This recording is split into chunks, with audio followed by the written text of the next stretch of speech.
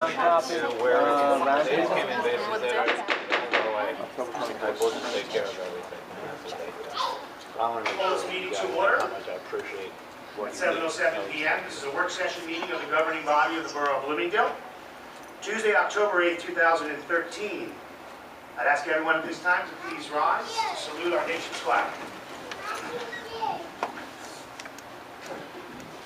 I pledge allegiance to the flag of the United States of America and to the republic for which it stands, one nation, under God, indivisible, with liberty and justice for all. Thank you. Roll call. Mayor Dunleavy. Here. Councilmembers D'Amato. Here. Shortman. Here. Conklin. Del Ripa. Here. Sondermeyer. Here. Yasi. Here.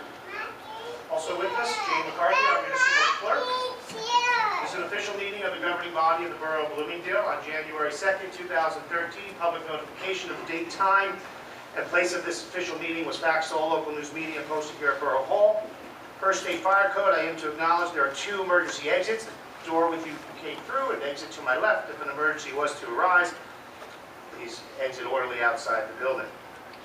There is no need at this time for an early executive session. We have a few non-agenda items which I will list in case later on people would like to speak, because they're not listed on the agenda, and those are simply the addition of approving a annual fire department coin toss, the removal of a member from the fire police, introduction of an ordinance regarding the Borough Hall oak tree, which Councilwoman Shortman can speak to, and those are our three non-agenda items. If anyone wishes to speak, when we get to the public portion of the meeting.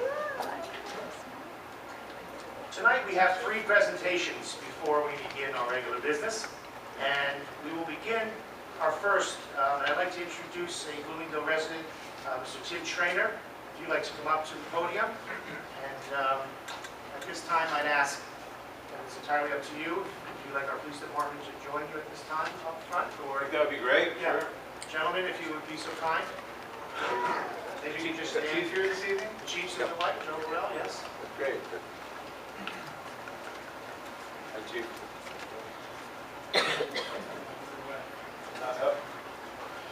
Thanks for coming. I hope it's okay if I kind of turn a little bit to the side. Absolutely. I hope the microphone will pick me up okay. I'm not here to take much of anyone's time. Today is a very important day for me because I need to honor some people who did something very, very special for my family. I'm probably going to be a little bit emotional. About a month ago, my wife of just about 42 years passed away. I met Roseanne when she was 18, and when she was 19, we got married. No, we didn't have to get married. That's usually what everyone says.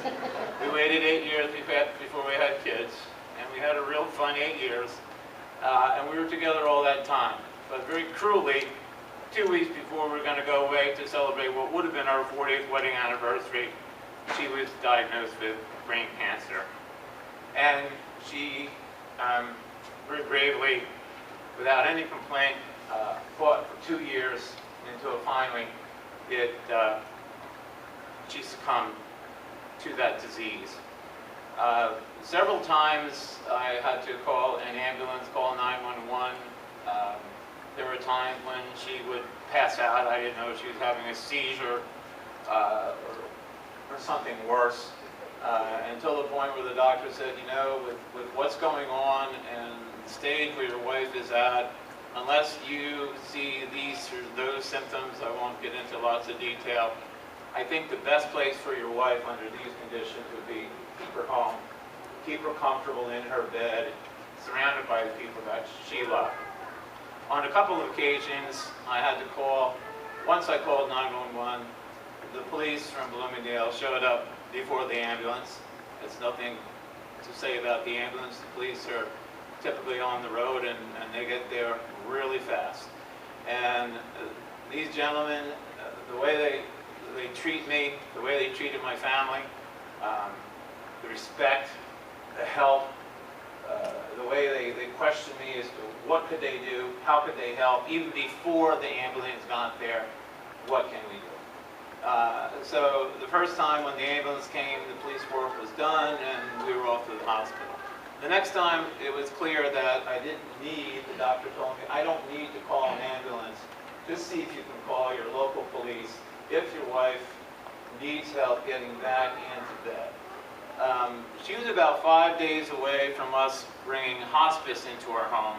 If anyone knows about hospice, you know that these are almost always women, and to me they're just like angels that just fall from heaven somehow, and come in and do everything they need to do to help people in the final stages of their life.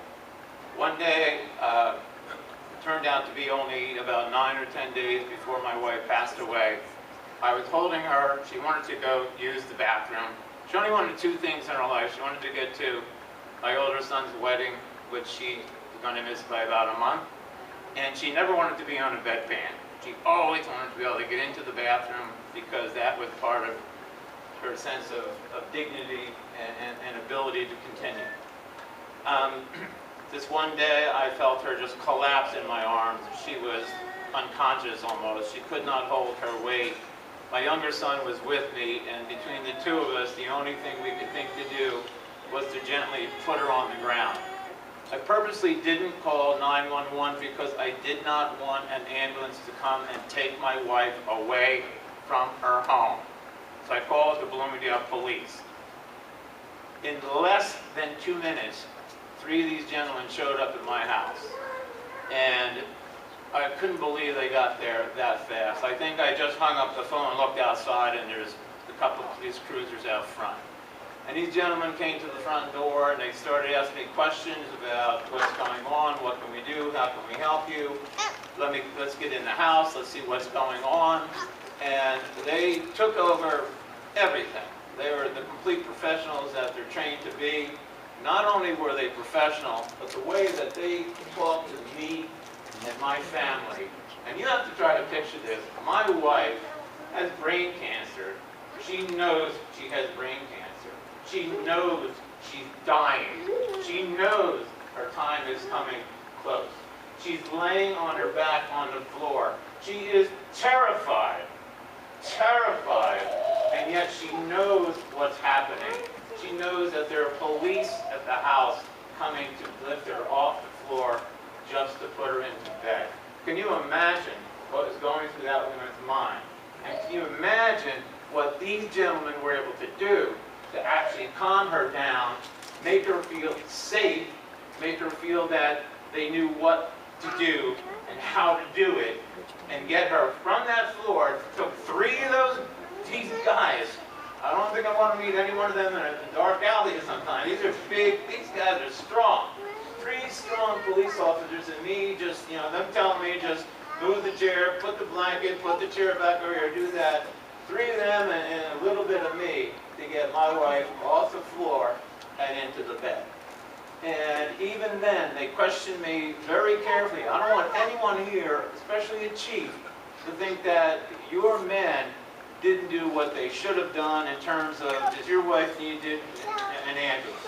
Should she not be taken to a hospital somewhere? Is she not in some kind of even cardiac arrest or something? And they asked me many ways, different ways, to be certain that I was completely cogent, and I was, that I knew what was going on, that the doctor had already told me that something like this were to happen again, the best place for her was to be in bed.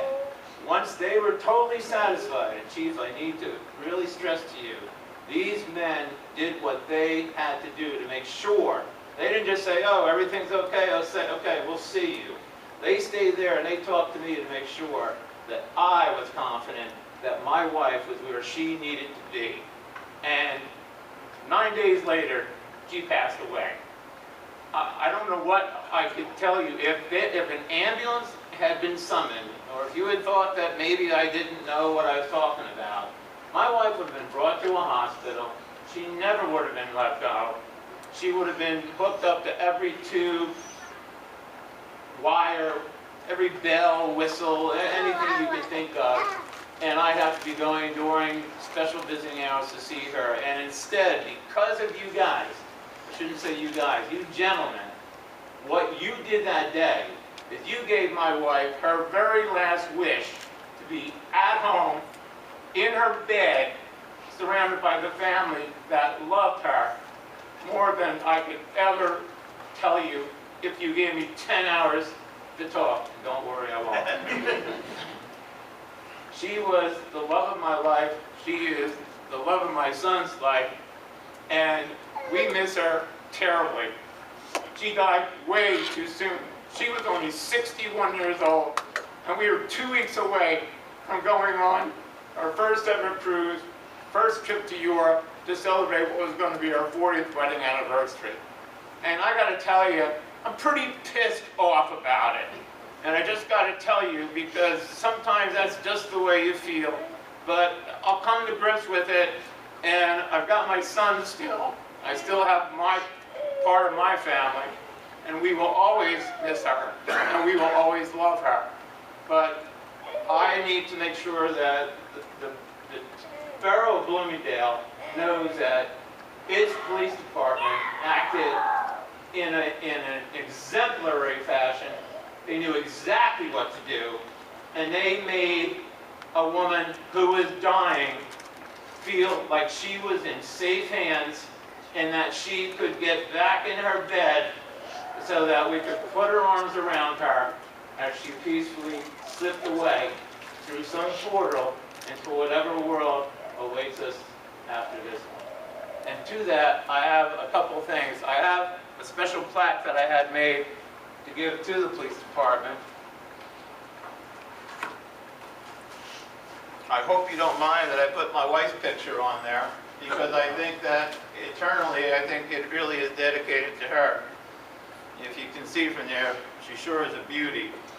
And if you can believe it, she was even more beautiful on the inside. Even more beautiful. What she saw in some chump like me, I'll never figure it out, but I always just said, okay, if you feel that way, I'm all for it. But it says on here, this touchingly personal and professional recognition is warmly and sincerely presented to the Bloomingdale Police Department in eternal memory of Roseanne Traynor. And then, because most plaques end there, and that's all they are, I wanted a plaque to tell a story. I want people to read this story and read it for years and remember how important this was. On August 25, 2013, 3 Bloomingdale police officers arrived at our house within 2 minutes of a distress call that Roseanne, suffering from brain cancer, was in dire need of help just to get from the floor into her bed. The 3 of them, not without difficulty, safely moved Roseanne. Afterwards, with knowing looks and professionally asked questions about her ongoing physical needs, these men allowed Roseanne to avoid an ambulance ride to a hospital where she would have undoubtedly spent her final days feeling alone and in discomfort. Instead, and because of these brave men's actions, Roseanne was given her last wish to pass from this world in the comfort of her own bed and in the safe and loving arms of her adoring family. It is as if 3 police officers arrived at her house that day and 3 very special fellow human beings left, comforted by their own actions and by the loving warmth of the Traynor family, presented with untold appreciation and respect to the Bloomingdale Police Department by Roseanne's adoring husband, Timothy, and her 2 ever-grateful sons, Jesse and Michael, October 8, 2013. Gentlemen, from our family to you.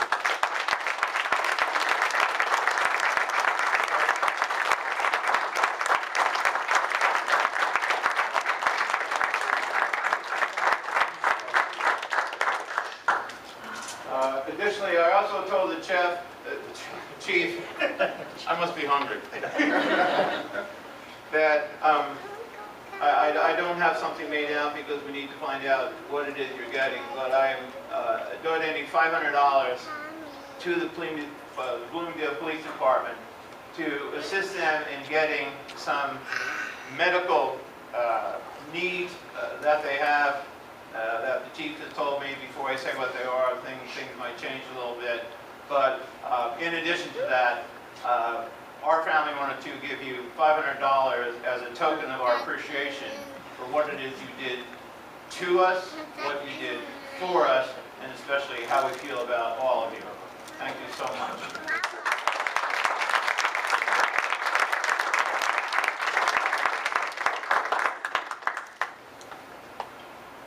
I'm just going to stand up here for a minute, and just with regards to speaking to Tim, I had the opportunity to sit in my office with Tim, and I had never met him previous to that encounter.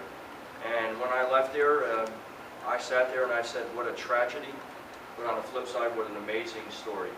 So our hearts go out to you and your family. On behalf of all the members of the police department, we're here for you for whatever you would need. And for your generous donation certainly will go towards a worthwhile cause. One of the things, based on our conversation, that we're looking to do is, I thought in honor, of this terrible tragedy, that one of the things that we could use is we do CPR training every 2 years. We have to go through CPR training, recertifications. And we always borrow the mannequins from other police departments or from the first aid squad. We're always borrowing that type of equipment to do this recertification. Well, with the help of you and your family and your generosity, we'll be able to get those mannequins, be able to do our recertification. It's a life-saving medical piece of equipment that we'd be honored, to train on in order to help somebody else, thanks to your generosity and efforts. So, again, we're extremely sorry. Thank you very much. Thank you for the kind words. Thanks.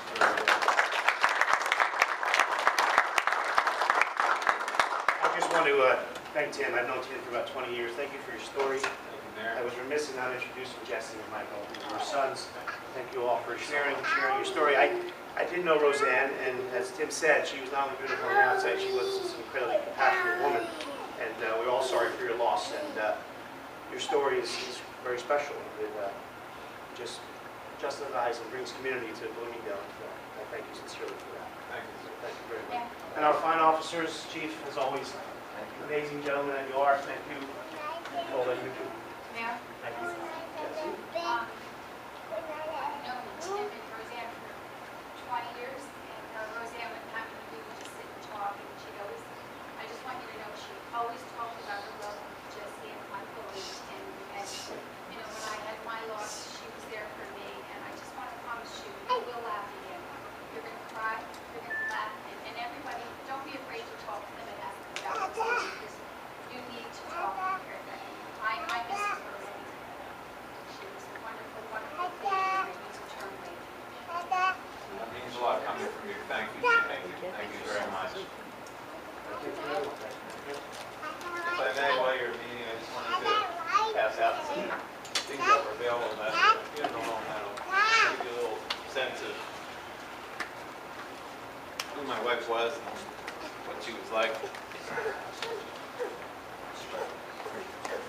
I think there's some donation cards. I am not looking for donations or money. Those are just to let you know how she felt about how she might help people. Please, I'm not seeking donations. Thank you again. And as I stated in my remarks, the trainer's story certainly brings the word community to my heart and my mind. And your generosity in sharing this story, the generosity in your family living so many years in Bloomingdale, and Tim was a former councilman and has contributed over the years. And it just brings community. And your story is so important that you took your time to thank our fine officers. That our next two presentations kind of feed into that very well, because it's all more about community. And with that said, I'd like to invite Francesca Milano up, if you would, please.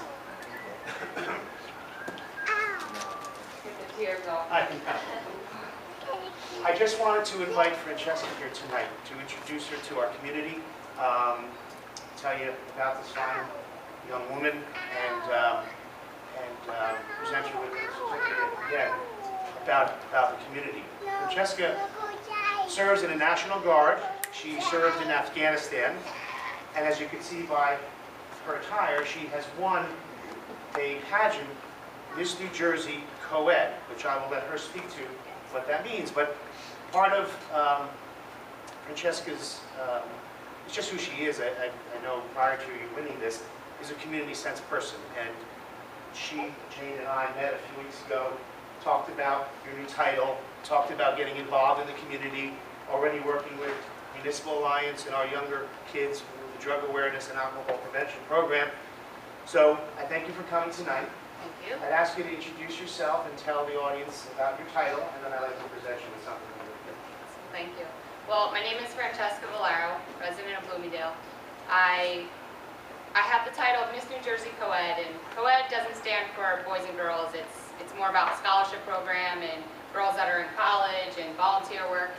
So my motivation throughout Afghanistan was I need to do something to keep me motivated to get home, and something girly, I could say. So I got the flyer, and my mom sent me a picture of the flyer, and she had then mailed it to me, and I said, I'm going to do this. I returned home in June from Kabul, Afghanistan. I'm a military police officer with the 508th MP Company out of Teaneck, and the pageant was in July. So I said, I'm going to do this. So I literally went from combat boots to pageant heels within a month, and I ended up winning. So with this is the first time I ever won a pageant like this, and it was extremely hard to go from an MP to a pageant queen. So with this, my main goal is to work with the community and get everybody involved, whether it's community service. I'm working with Girl Scouts at North Jersey to do something a little fun with the girls, and military. So my whole goal is to, we still have troops over there. I have friends over there.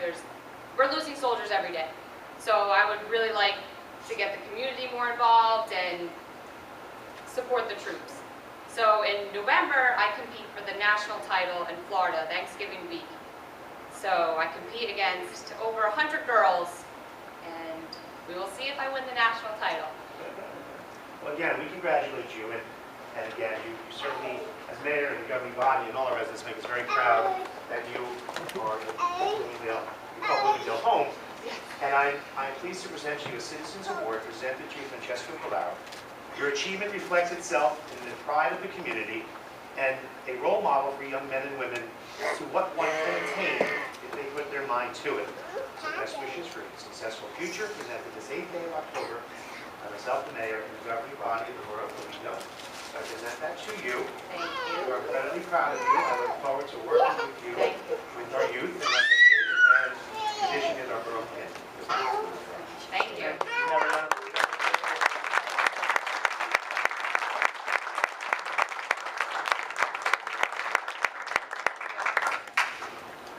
This time, for our next presentation, I'd like to invite up our Recreation Director, Gail Galbraith. If you come on up.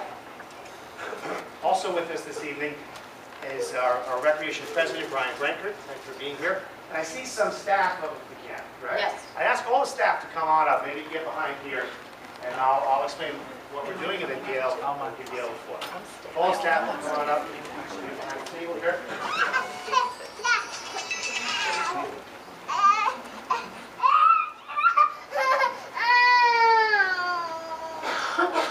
We're here tonight to honor, congratulate, and thank Sandy and Michael Friedman, who I'll introduce in a moment, who were for 30-plus years executive directors of Camp McCamus, who have done so much for our community, so much for the youth of our nation, and particularly our local Northeast region, through the efforts of the camp and your services. So before I turn it over to Gail for further introduction, I'd like to invite Michael and Sandy Friedman, if you would please come on up.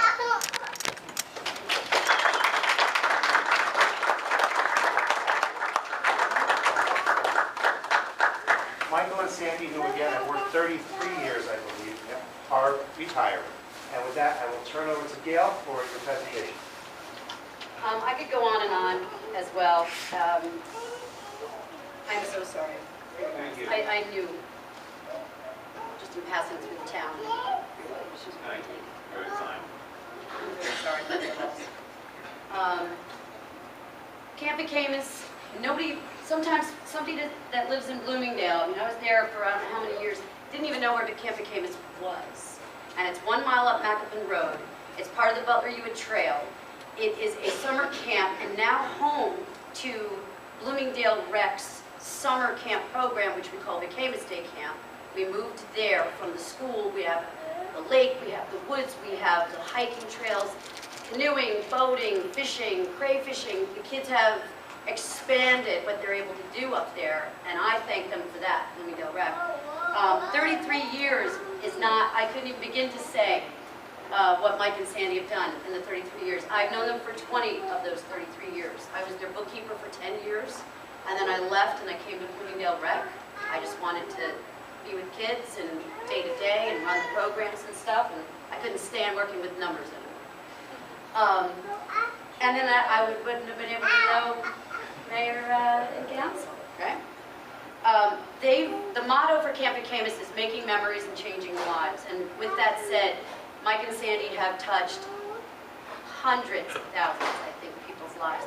Not just the children that they've dealt with over the summers of their careers, but also staff. I love all the people. Everybody that, I can't tell you how many marriages have come out of Camp Camus, how many relationships, how many friends, the lifelong friends, and the memories, like I said, and changing lives. They've developed New York City-based programs, bring New York City children to camp, plus our local kids now. We've opened it up to Bloomingdale, West Milford, Wanacue, Haskell, Hampton Lakes, Pequannock. We're building it up and open their doors to the community, which is awesome. They've let, the last 5-6 years, we've let open their camp to Butler Soccer if they need a place to play. The Bloomingdale Rec programs, Bloomingdale schools have gone up there.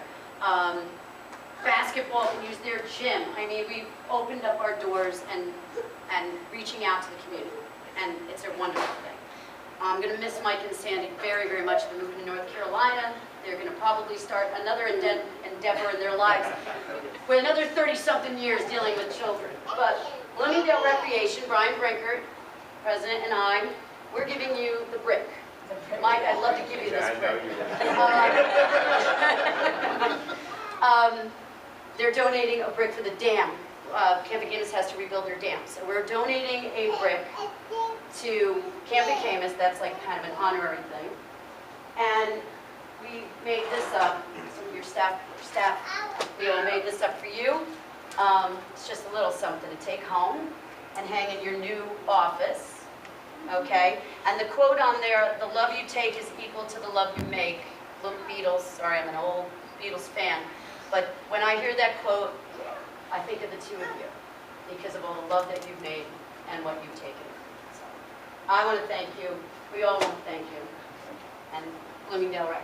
Thank you.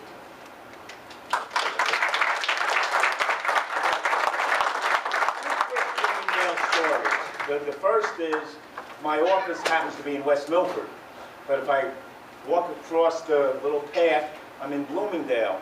So many a time, like if there's something happening, what I do, if I need the police real quick, West Milford is like miles and miles away. I just get out of my office, go across to the garage, I call 911, and the Bloomingdale police will be there in 2 minutes. I don't want to panic anybody about this brick. But let me just say this. We've mandated by the state to put in a new dam because I have this book behind my desk where I did that says in the 500-year flood, which has not occurred, we passed a 100-year flood, and that dam's been there since 1868. So, we're not in any real jeopardy. But if the 500-year flood comes, our dam would probably break unless we get it fixed. And the beautiful thing about this $80,000 book that I have, I don't have a dam, but I got a book that cost me $80,000 in engineering. It says that 4 houses could possibly be destroyed if the 500-year flood comes in, and that we want to take care of that. But the part that makes me, laugh is that they put in this, if somebody is driving up Macapin Road during the 500-year flood, there could be a potential loss of life. And I've always said, if somebody's driving up Macapin Road during the 500-year flood, they probably deserve to be I thank you. We will repair the dam, and we won't have to worry about the next 500-year flood. And Mike and Sandy, if I may present you the Citizens Award for your achievements as executive directors for over 33 years. Reflects itself in the pride of the community through your efforts. The Camp McCamus as the leading child advocacy organization in the greater New York and New Jersey area. Best wishes for your retirement. Congratulations. And thank you from myself, the mayor, and the governing body of the borough. Thank you. Thank you.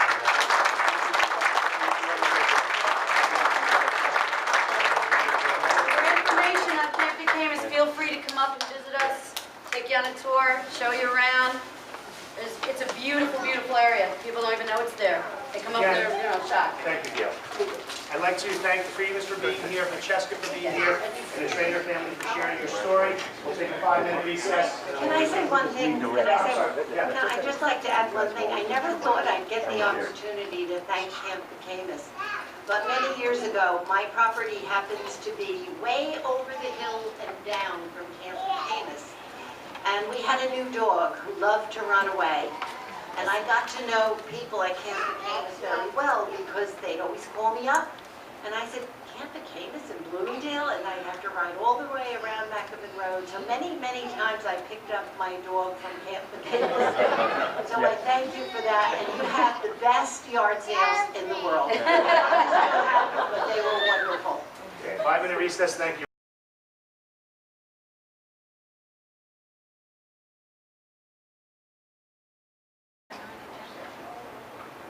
Okay, thank you, everyone. Shall we resume at 7:48? I need a motion to open to early public comment for agenda items. So moved. Second. All in favor? Anyone wishing to speak to an agenda item, please come on up. Remember, I did state for those who may not have been here, we have 3 non-agenda items: approval of a coin toss for the fire department, removal of a member from the fire police, and an ordinance introduction for related to the oak tree at Borough Hall. Those are 3 things that aren't on the agenda. Anyone can speak to. Anyone? Seeing no one, have a motion to close. So moved. Second. All in favor? Aye. Reports. Jane, what do you have for us? Just as a reminder, the last day to register your vote for the November general election is October 15th. Clerk's office will be open till 9, and also October 16th.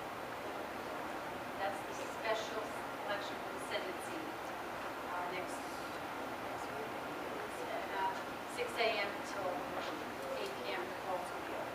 Okay, thank you.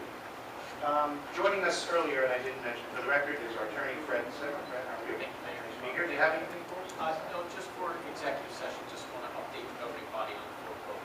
Okay, thank you. Any council person have anything? I just want to touch on the 5K a little bit. Sure. All right. This past Saturday, we completed our Bob Koshner 5K race. It was a very, very successful event. The amount of people we had was 436 people, participants.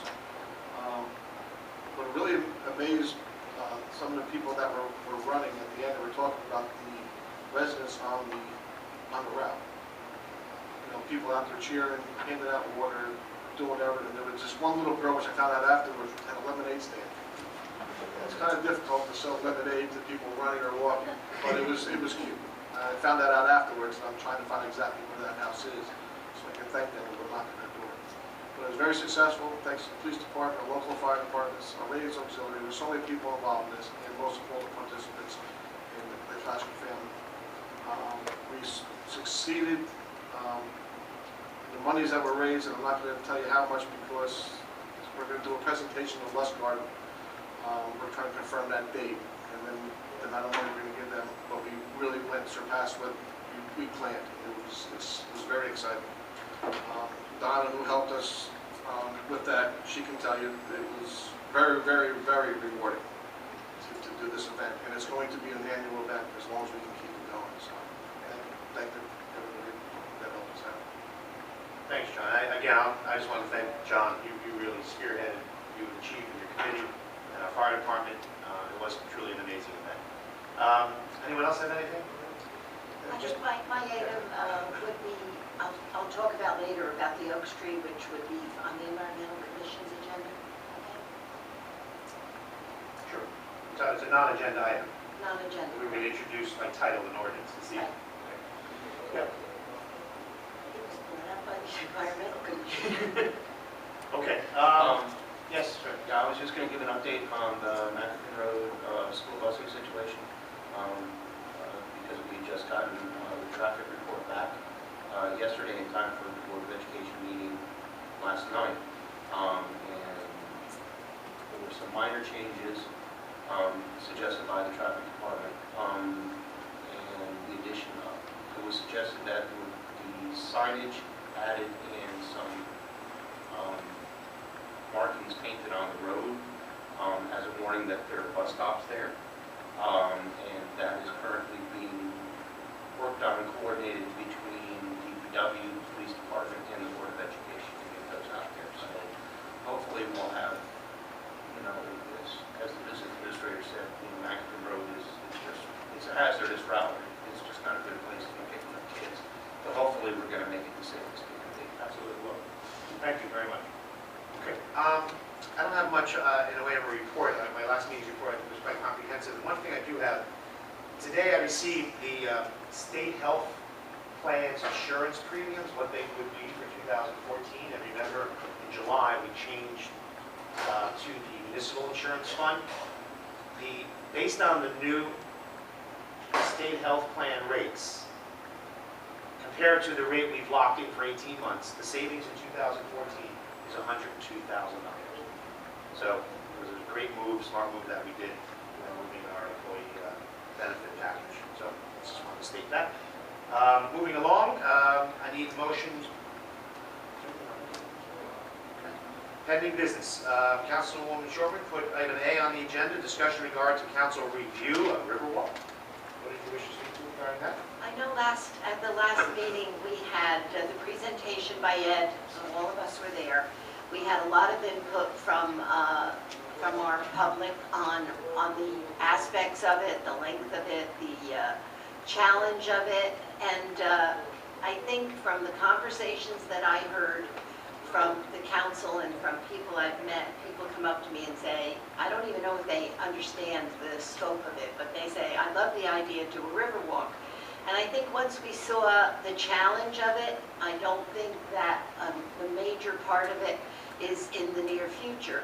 However, with the input from the council, what I really would like to see happen is that the area along the parking lot of the senior center and that area that was marked out as a pilot program, that we meet and we discuss how we can accomplish it with DPW help. I don't mean to have a big budget for this, but so that we see a beginning on a piece of property that we already own, that's on the riverfront. I know there were two paths. One was near the parking lot. I think for me, the more desirable path would also be along the river, a path that could be begun, and we could work on that.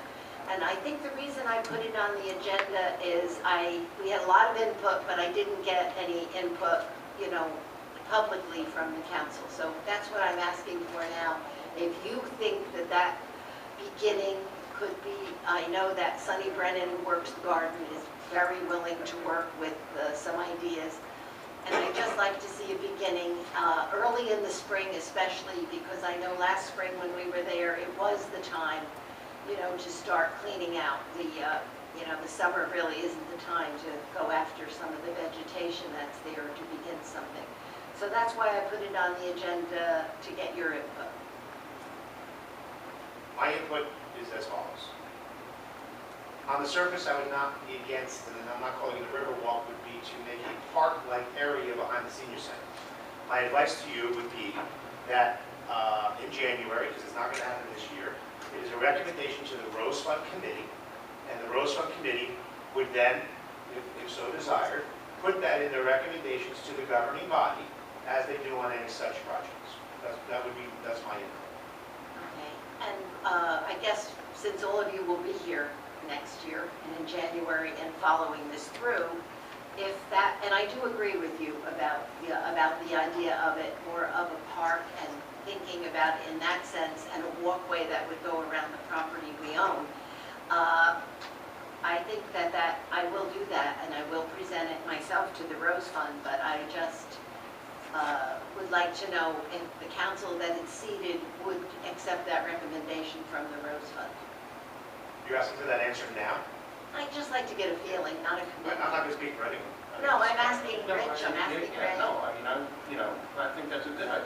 Go ahead and see, if they fix it for the lowest fund, if it's not too expensive, obviously, then making that look better is something I think we should pursue. Okay.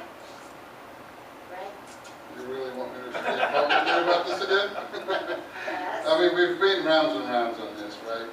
It wouldn't have cost us $30,000 to figure out that the only area of the river that we can safely put something that won't get washed away is right behind that senior center. We wasted $30,000 of taxpayer money, and it is taxpayer money, it's our county taxes that we pay. We wasted $30,000 to get that answer, that that's the only area that makes sense. Now, having said that, I'm never going to spend $56,000 to put a bunch of mulch when we can't take our seniors that need wheelchair access to that area. If you're going to do it right.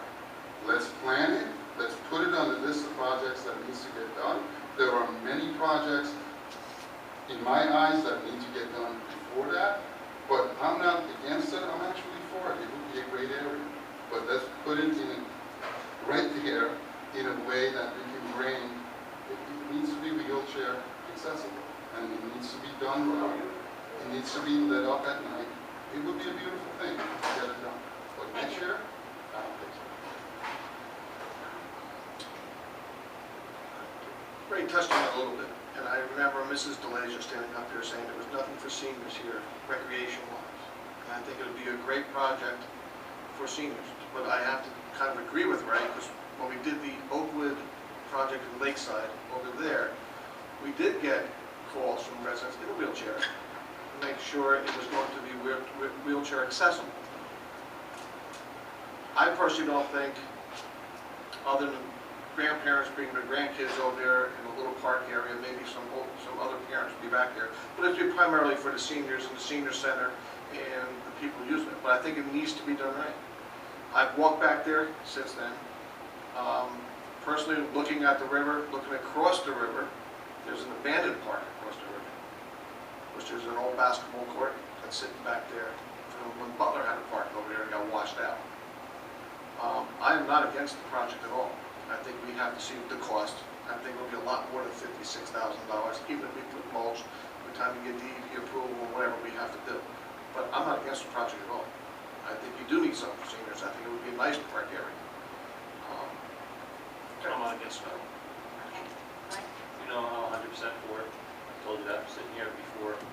I think it's a great tie-in with the seniors and the senior center over there, and I'm willing to volunteer my time on a committee if you'll look to put a committee together.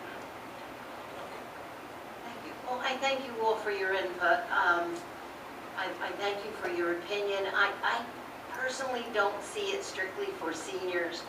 I know that when the garden is being developed, there are families who come and ask, oh, can we carry stones for you? Can we help you? Can we work with you?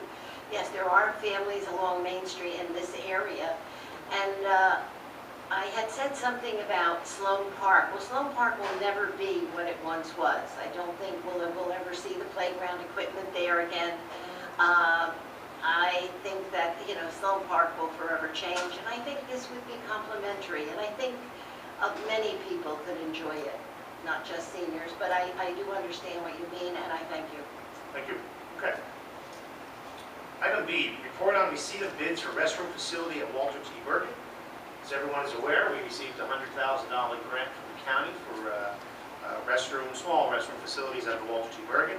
Bids were opened on Friday. We are not ready to award this evening.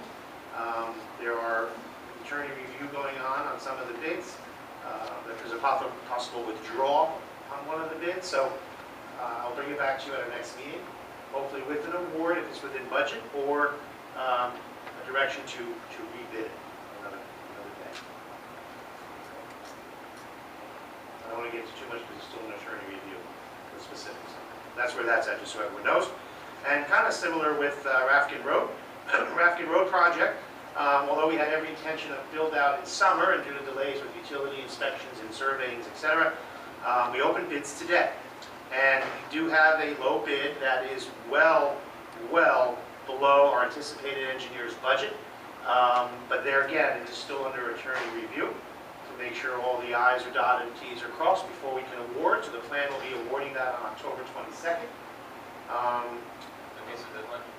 Yes, I think we have to award by November 16th, so we're fine on that with the DOT. The good news is, and I don't want to get too specific till we award though, is that the low bid is considerably less than projections, which would almost cut the assessment for the sidewalk and driveway aprons for the residents by 50% of what was projected. So we're in great shape there. There are some utility issues that the governing body needs to talk about as we move forward. But we're in real good shape with that. We just, Fred has it. Matter of fact, I just gave it to him this evening for final review. And October 22nd will be an award on the Rafting Road project. And Phase will- 1. Will be done this before this winter? No, chances are we'll do utility work before the winter, and then consider, because we don't want to pave or do curbing too close to the winter, because of the effects of the salt that are used in the winter months, will have the impact on the concrete. So, again, the governing body is going to have a lot of homework to do in the sense that my recommendation is going to be we do utility work if approved by the governing body. And then as we're going into next spring, I think we should try to move along on phase 2 and try to do it all as one project. But that I'll bring to you when we award it. Okay? But we're in good shape. Thank you. Item D, second and final reading and public hearing ordinance on 30/2013, amending Chapter 7, traffic to prohibit parking along the front of Borough Hall. Public notice statement, please. Yes, Mr. Mayor, this ordinance was posted in the municipal building, published in the Herald News. Copies available to the public, and a motion may be made that it be read by title. And who makes that motion? So moved. Second? All in favor? Aye. An ordinance of the Borough of Bloomingdale, the County of Passaic, the State of New Jersey, the Code of the Borough of Bloomingdale by amending Chapter 7 Traffic, Part 1, on-street traffic regulations, Section 7-11, parking, prohibited at all times on certain streets, and 7-21, loading zones to prohibit parking along the front of Borough Hall. Okay, I need a motion to open to public comment, public hearings, sorry. Second? All in favor? Before anyone wishes to speak to, I just want to make one statement. The ordinance that is in the book, as well as what the Tri-Borough Patch had reported, is confusing. All we are doing by this ordinance is amending Chapter 7 of traffic to prohibit a section of parking in front of Borough Hall and restrict 15-minute unload, load kind of situation in the other half of it. But the ordinance also lists everything else that already exists. So the patch had listed, we're changing Bailey Ave, Crane Street, all these streets, and we're not. Everything in there exists. So I had some residents say, what are you doing on Bailey? Nothing. That's the yellow curb by Quick Check. What are you doing on Bow? Nothing. That's the yellow curb on the corner of Glen Wild. So just to clarify, anything you see in there, Bailey, Bow, Capitoline, Crane, Grove, Hamburg, all exist and existed forever. We are just amending in front of Borough Hall, just to clarify. So if anyone wishes to speak to the ordinance, please come on up, state your name and address for the record. Seeing no one, do I have a motion to close? All in favor? Sorry. Second. Thank you. All in favor? And who moves to adopt? Second. Mayor, Yes. I want to mention, in the future, what we'll do is we'll submit an underlined version with the changes. Right. So that's for the public's purpose and the governing body. The underlined will be the proposed changes. Thank you. Any further discussion? Roll call, please. Councilman Mr. Motta. Yes. Della Ripa. Yes. Sherman. Yes. Sondemire. Yes. Yost. Yes. Thank you. Next item is second final reading and public ordinance hearing ordinance on 31/2013, emergency communication system. Public notice statement, please. Yes, Mr. Mayor, this ordinance was posted in this building, published in the Herald News. Copies available to the public, and a motion may be made that it be read by title. And who makes that motion? Second? All in favor? Ordinance appropriating $34,395 to provide for the purchase of an emergency communication system for the police department and by the Borough of Bloomingdale. Thank you. And a motion to open a public hearing? So moved. All in favor? And before anyone wishes to speak, just to clarify, this is an ordinance putting funding in place. It is not new debt. It is an amount of $34,395 which is offset by an anonymous donation the borough has received, and the donor wishes to remain anonymous for the communication system that we have spoken about for a number of months for our police, OEM, search and rescue, DPW, and fire. This, along with funding we did have, plus Board of Ed commitment, will fund that project, although we're still waiting on licensing issues, but we're on our way. Just want to clarify what this is about. So anyone wishing to speak to 31-2013, please come on up, state your name and address for the record. Seeing no one, motion to close. Second. All in favor? And who moves to adopt? Second. Roll call. Councilmembers Del Rippe. Yes. Shorten. Yes. Sondemire. Yes. Yasi. Yes. Tomato. Yes. Thank you, guys. New business. Item A, receipt of best practice from Chief Financial Officer. You all have been copied on the best practices, which is submitted to the state as a checklist that, in essence, the governor's office put in place a few years ago. It's like a report card of the governing body. You have to score, excuse me one second. You have to score between 41 to 50, and then you sustain no penalty to your state aid. There's 50 questions. You have to answer yes to 41 to 50 of them, and you receive no penalty. 33 to 40, 80%. You get 20% loss in state aid, and so on. Well, we are in good shape. We received a score of 92%, which is 46 yeses out of 50 questions. Again, this really doesn't need authorization from the governing body. It's here for discussion, and it's presented to the state, and we will stay whole on our state aid as a result of it. Now, obviously, there are the answers to the 4 questions that we have no's to is something that we will be looking to, if we can, institute to get 100%. It's not going to gain any financial aid, but just to better the borough. One of them, for example, is does the borough require elected officials to attend annual meetings, annual instruction courses, understanding risk management, shared services, land use administration, etc. The key word is there's required. Many of us attend those, and I think most of us do attend any course we can get, but it's not required. Now, whether the governing body wishes to put an ordinance in place or in your policy handbook, something we can address. One other no was in preparing your annual budget, it's important to put the governing body and the public to understand the concepts of surplus and how it accumulates.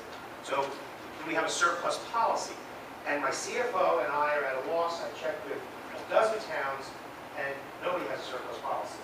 We're actually reaching out. This is one of Moody's questions in our Moody's rating, is the same question. Our CFO is the CFO of Mountain Lakes. They don't have a surplus policy. So we're looking to institute that again. But it's kind of an unknown what it means.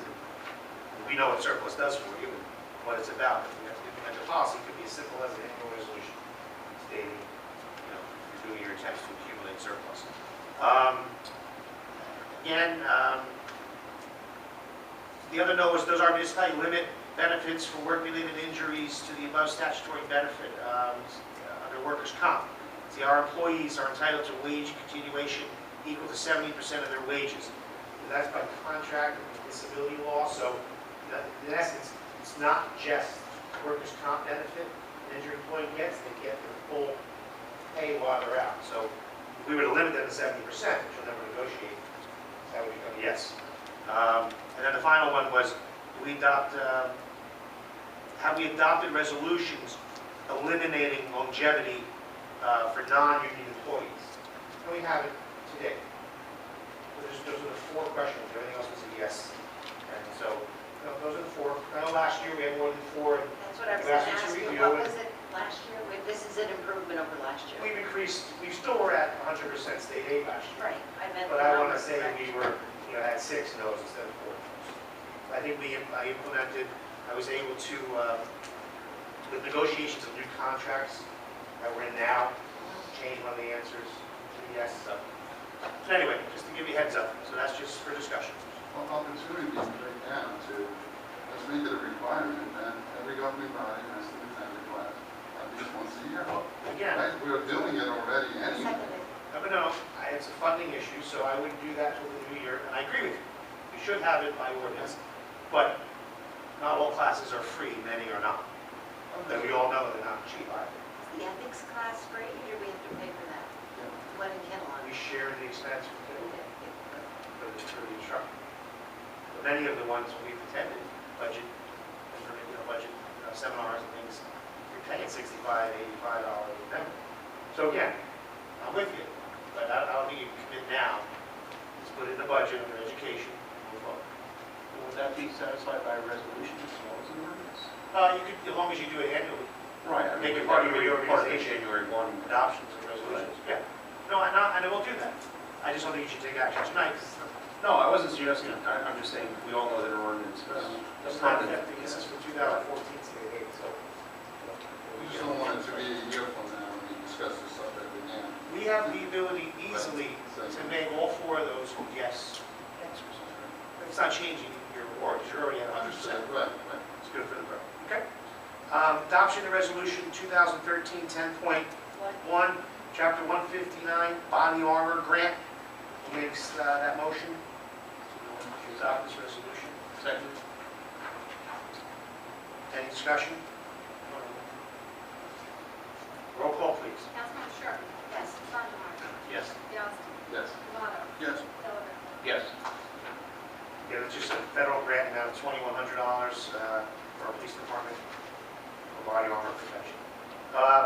Adoption of resolution 2013 10.2, granting paid sick leave to DPW employee James Barrow. Who makes that motion? Second. Roll call. Is that, Sorry? he has the time? Yeah. Sondemire? Yes. Bianski? Yes. Tomato? Yes. Delavan? Yes. Short? Yes.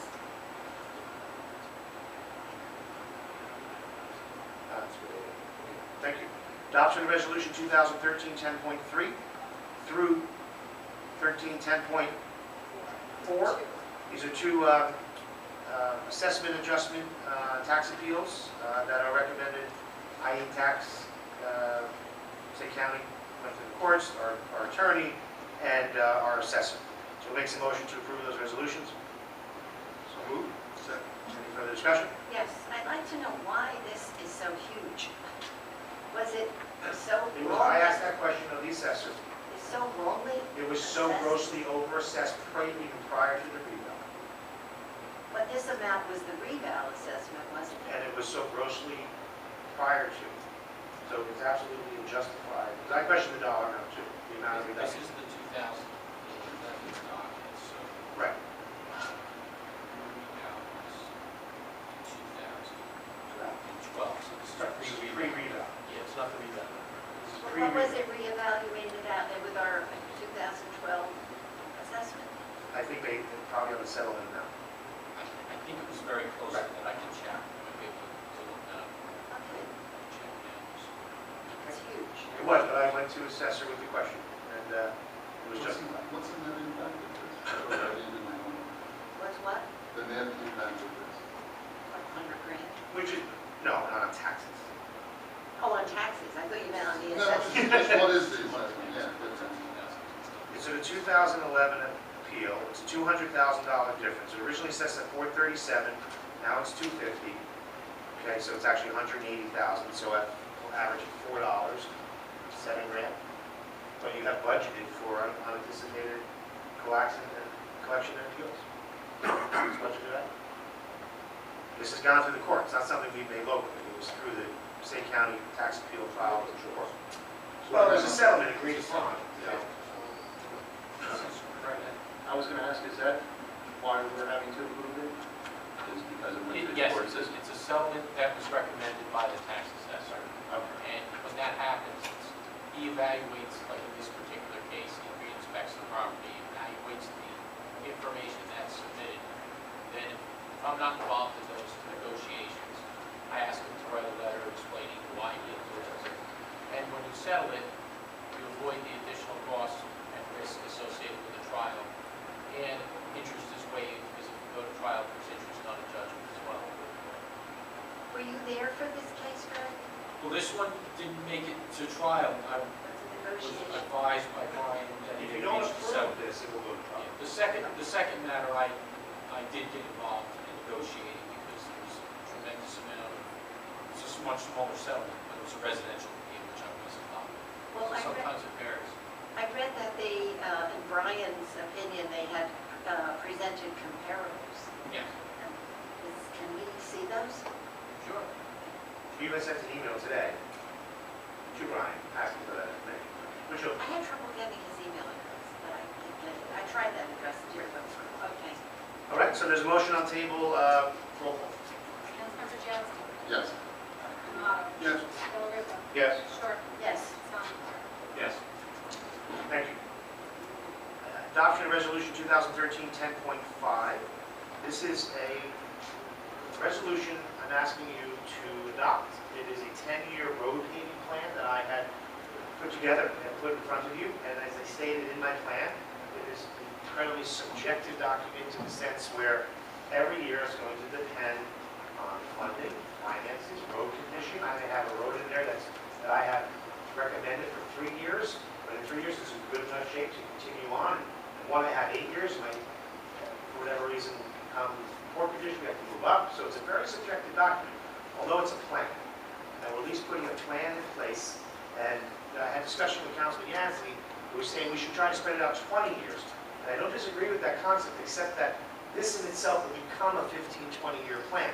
Because it's based on a $250,000 annual budget. And we all know we're not going to be able to fund that every single year. Whether it be through straight funding, through financing, grants, whatever. That's why, let's say next year you can only find in the budget $120,000. That means 2 or 3 roads will go to 15, and then some from 15 will move on, and it'll be adjusted each year. I just want to memorialize it by resolution. It'll become an annual reorganization resolution. So it's an actual document and a guideline used. And it can change at any time. So I'd ask you to look at it. This is based on my own studies, my own road travels with DPW, road foreman. And like I said, if you see a road that, hey John, you got this 7 years out, it's in bad shape, we move it.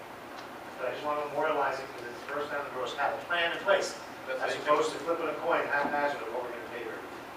That's how you come up with the list? By going on the road? Absolutely. When they were last paved, current condition. Do you think there's any economies of scale, clustering them, close the roads together, so there's mobilization for the contractors? Not through the co-op. Okay. Co-op's a set price on time. How about just him setting up his vehicles? It doesn't change the price. Based on cooperative pricing, no. I mean, you can see from this year, we were all over the place. You know. But it's a co-op price based on unit ton. And the labor rate's built into that. So, to your point, if it was a straight bid project, absolutely. It would make sense. So, we're going to anticipate going to the co-op, as we've done every year, because you're not going to leave that pricing. And I based it on 2013 pricing. I did adjust for inflation over the years. But again, it's a plan. It's a subjective document. And that's all I want to put in front of you. So I'd ask for a motion to approve the resolution. So moved. Second. And any further discussion? Yeah, Yes. I just had a process question. We're going to make it part of a resolution that goes as part of the annual package. And wouldn't we have to then amend that resolution when it comes to budget time? So we wind up having to pass like 2 resolutions a year about that? No, you would adopt, what I'm saying is you're just adopting the plan every year. So it would be, I know. if you actually paved 3 of the roads that year, you would just amend the following year the resolution. Those roads would be. So we'd be saying after the fact, this is what we did? Okay. And then, Mike, sorry. Yeah, I just wanted to say that I am really happy to see that we are doing this. I think my second time around becoming involved, I was quite surprised that there was no road program because we all know what they look like, and I think that it's important to move forward. No matter how you amend it or what you do, you have to have a road program because you cannot get away from doing this. So I totally agree with it. And so that was back to Councilman Yass's point about, in a 20-year, we're My trying to. whole thing is, let's not spend for 10 years, then have a 10-year lag. It's going to come down. We spend again. But this is automatically going to become that, right? Because you can't afford to do $250,000 a year, so some will get pushed back. But they're being spread out over 20 years, we just have a plan in place. We need to have roads done, You do. to some extent. And it's best to do it every single year, so many, instead of saying, oh, we didn't spend any money this year, you know, woo-hoo, you know, for that governing body, but then the next governing body having to do 2, 3, or 4 times. It's a bit of a sad commentary that it's the history of the borough. It's not just one governing body or it's the history. Is that the fact that I was able to fit every single road in town in a 10-year plan based on a $250,000 annual budget. My point is, there was no road that I could say, okay, that can go in 20 years because everything's been paid over 10 years. You figure the average life is 20. Look at Dan Dan. Dan Dan was probably paid 2,099-ish. That can use resurfacing. It's in rough shape in areas. That's like 10 years old. Less than 15 years. So, again, very subjective. Each year, the budget committee would put in front of you, hey, we have the money. These are the roads based on, again, the road foreman, DPW's input, our engineer inspecting. So, But you also got to admit, the curve that we put in place is going to extend the life of roads instead of patchwork. absolutely. Yeah, this is not a 10-year approval No, spending. no, This just the is plan. Just the plan and recognition of it. Correct. Actually, no, it's- Okay, so I will, yeah, Just want to add one thing. Sure. Claims that we had, like for the insurance fund, where there's falls in the road, Right. things like that, often one of the defenses that a municipality can make under what's called Title 59 immunities is, if we didn't have enough resources to get to that policy, or that curve, things like that. And what we find in these cases are, that's a tough defense, because municipalities just can't arbitrarily say, well, we just didn't have enough money to prove that. So when you have a priority in this, that's often, we crave for that. It's after the fact to say, look how far down this road is on the list. If the municipality couldn't reach that road for that particular year, it's a big help, because that's a terrific defense to have, and it's realistic. You can't fix everything all at once. So I just want to say that. and I appreciate that comment. And on the lighter side of that is, when a resident calls us, hey, when's my road getting paved? You actually can look at a list and say, 2016 is the when, you know, have an answer. And what's nice about the residents are starting to see the plan come in place. I mean, we're doing it. That's not talking about, we're actually doing it. Okay, so again, but it's a flexible document, so really look at it, because you may see things I didn't or the foreman didn't. But I was pretty much, you know, did a lot of travel. Yeah, so, roll call, please. Councilmember Demoto. Yes. Gilbert. Yes, Sure. Yes. Sondemire. Yes. Yes. Yes. thank you. Authorization hiring a new DPW employee, Michael Grassi. This is in replacement of a employee who had previously resigned. Who makes that motion? Second? Any further discussion? Roll call. Councilmember Gilbert. Yes. Sure. Yes. Sondemire. Yes. Yasti. Yes. Demoto. Yes. Authorization for Veterans Day ceremony, November 11, 2013, to be take place at the front of Sloan Park. The 11th day, 11th hour. Jane will put a flyer together, copy everyone on that. Who makes that motion? Second. Any further discussion? Roll call. I'm sorry, all in favor? All in favor, please. Aye. Introduction of ordinance. What number? Sorry? 32, 2013. Amending Chapter 92 zoning to change Block 14, Lot 11, 12, 13, 14, and 15 to an R10 zone. Just to clarify what we're doing here. There are 5 homes on the end of Van Dam approaching Union Avenue. In the corner of Van Dam and Union, you have the mechanic shop. And you have an empty lot next to it. And then you have 5 homes, residential homes. Through the codification process and through the zoning process, those homes are a business zone. So if a homeowner needs to put a deck on, an addition on, they need non-conforming use that need to go to the zoning board for variance. It was the intent from all my research, Mr. Hagberg, the ordinance review committee, that those homes were to be converted to rental. I mean to residential, excuse me. And they should have been, never were. So tonight we're introducing by title to change 92. Okay? which we've been working on over the past few months, is codifying it, those 5 lots to an R10 residential zone. Clarify where it is again. 5 homes on the end of Van Dam approaching the Unity, The Capici side. Capici side. So you got, across the street from Capici's, you got the mechanic shop, the Coming vacant lot, and then you have 5 houses going down Van Dam. Would that make all of Van Dam an R10? It already is an R10. Yeah, I All know, of but Van Dam make is an all of it. Yeah, not well, that. except the corner lot of the auto shop. And, excuse me, the vacant lot next door. So that would give potential growth of commercial or business occupancy on that corner double lot. But the homes are homes, they should be homes, and Should have their life a little easier. absolutely. Absolutely. Okay. And it's a the full corner agreement. stays business, or that goes? Sorry? The corner one stays Yes, business? yes. I mean, And the vacant lot stays. former Mayor Steves was here, who served on the committee, not to put you on the spot. You can attest that the ordinance review committee is in full favor, because it was something intended to be done. Yes, I can, and I thought it was done, Yeah. and somehow in an oversight, it didn't get done, so. So we're just fixing it. And how it was picked up was the resident, young couple just bought a house, came in to pull permits to do an addition on their house, and were told they were in a business zone. And I called every homeowner there, and they all are in favor of it. The empty lot, the guy who owns that also owns the residential house next to it, so, right now it's gonna stay business. But it's just the residential homes. I was talking with some guys who, they had to replace their front door. You had to come to the zoning board and spend $2,500 in escrow fees to change a front door. Because they're in a B1 zone. And we all know it's 100% residential. Okay, so, I'm sorry. Will you give a motion? Motion introduced by title? Second. Mayor, just a couple of steps that we might have to take. Yeah, no, absolutely. This is not done quickly. I know the land use board and the council went through a lot of steps to get the ordinance, Yes. land use ordinance. Now we're in order changing zoning. To be considered, we're changing. One question, do we know in the master plan or the re-examination report, if this is a recommendation? I ask that because if it is, it'll alleviate personal notice within 200 feet to every single resident. It's from 1996. I would lean toward the answer being no. Okay, all right. If it is though, I mean, I'll defer to planning board member and ordinance review member.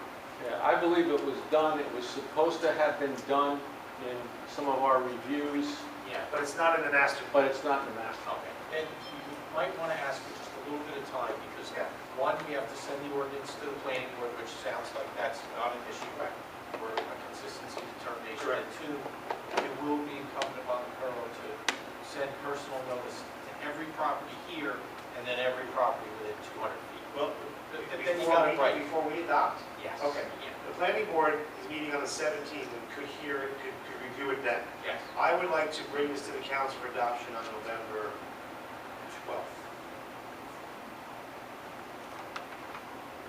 What? No, we would be okay for November the 12th, because it's just a personal notice, they just get a copy. But it's been, it's a big endeavor that I know is strange there, but the 12th, I think, we would be okay. Is that all right? No, just one certified letter goes to. Yeah. All right, so the motion, Table it. introduction by title, 7:30 on November 12th.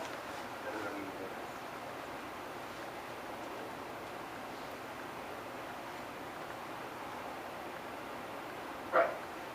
We have a motion on the table introduced by title, so all in favor? Aye. Amending chapter. Right. Yeah, that's Just just. read This that. would be an ordinance amending chapter 92 zoning to change block 14 lots 11, 12, 13, 14, and 15 to a R10 zone. Okay, thank you. So again, second final 7:30 on November 12th. Some non-agenda items. Number one, I need a motion to approve the annual fire department coin toss on November 23rd, 24th. Second. All in favor? Aye. Number two, I need a motion to remove Neil Daly from the fire police because he's no longer living in the borough. Who makes that motion? Second. All in favor? Aye. Thank you. And I need, actually, Councilwoman Shortman needs to introduce by title, make a motion, to introduce by title an ordinance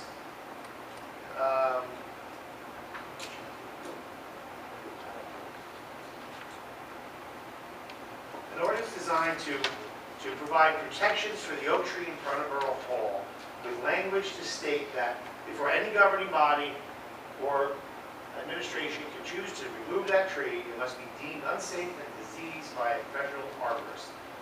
To that effect. And Fred will give a draft and you can review that. So we're simply introducing by title, and who makes that motion? I'll make the motion. Okay, and I'll have a second. Second. All right, we have a second. Any further discussion? All in favor? Aye. That's ordinance 33-2013. 33-2013. What's so special Let about? her introduce, Jane has to read it by title.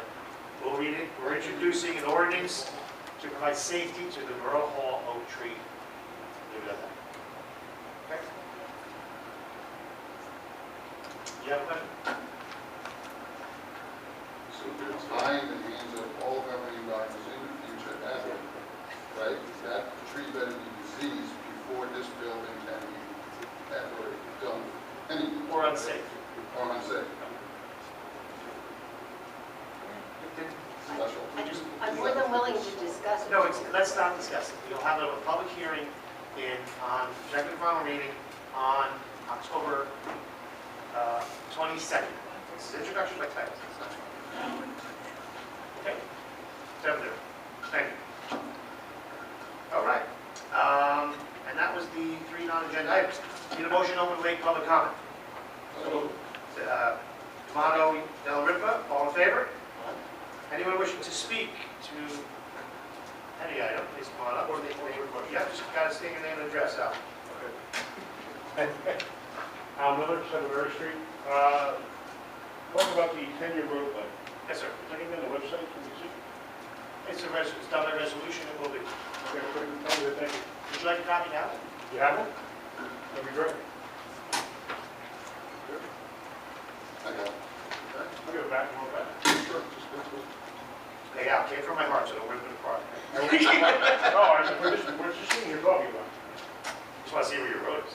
No, I'm not worried. But again, it's subjective, and if you have recommendations, I'll be more than happy to consider and inspect the road if it needs to be changed in the time frame. Anyone else? Seeing no one, motion to close. Sotomayor, D'Amato, all in favor? Aye. Okay, we'll be going, yes. I'm sorry. Go ahead, if you're ready. I was just going to say, that reminded me, I was asked the other day if we could make a Burgess presentation available on the website. The Burgess presentation on the website. Yes. I'm sure somehow we can. It's tough to look up. Yeah, it's Was it part of the meeting that got on the video? No? that was It's his not on PowerPoint. video, it's not very, Jane, could you make a note? We'll email Burgess to see if they have a format where we can put it on PDF. Right now, we just have the binder. I don't have a copy of his PowerPoint. right, So that's what I meant. I'll follow up for Jane. Okay, we have a motion. No, we don't. We'll be at the motion to enter executive session at 8:35.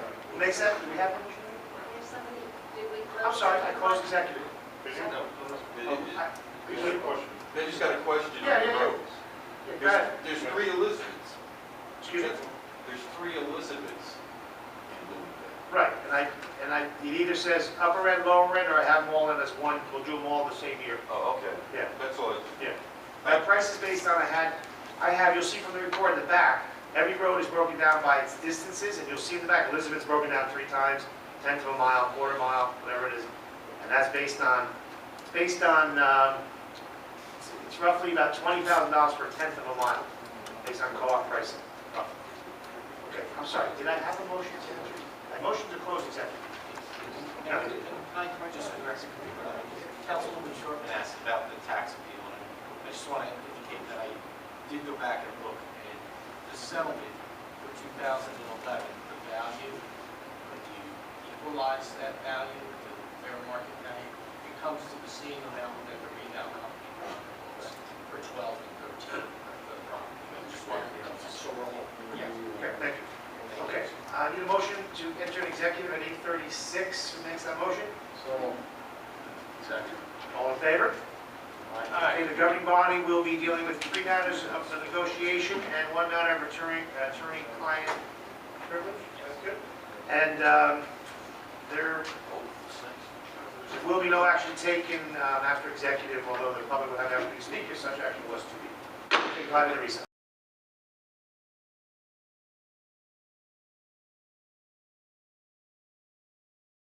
Oh, thank you. Thank you. Oh, thanks. Okay, at 9:05, we are back in public session, and I thank you for staying, but we are going to simply ask for a motion to adjourn. Second. All in favor? Aye. Meeting's adjourned.